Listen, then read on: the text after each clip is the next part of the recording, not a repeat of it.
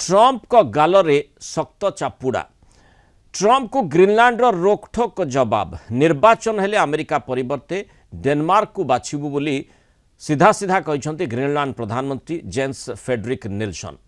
America राष्ट्रपति लगातार धमक पर एभली कही एक शक्त चापुड़ा मारिछंती सते जेमती जेम्स फेडरिक। कारण ट्रंप कहितिले जेकोसी उपाय जेन तेन प्रकार हेउ आमे ग्रीनलैंड को अख्तियार करनेबु सामरिक बल प्रयोग करी हेउ किंबा कूटनैतिक स्तर रे हेउ ग्रीनलैंड निश्चित दखल करिबु।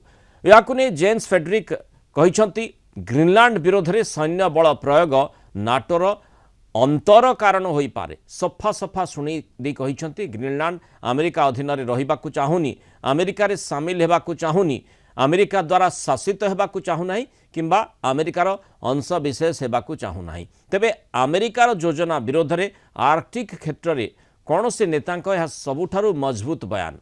तेबे ग्रीनलैंड प्रधानमंत्री को यह बयान पर चेतावनी शुणाइछंती ट्रंप कहिछंती या तांको पई बड़ समस्या होई पारे। That's their problem. That's their problem. I disagree with them. I don't know who he is. Don't know anything about him.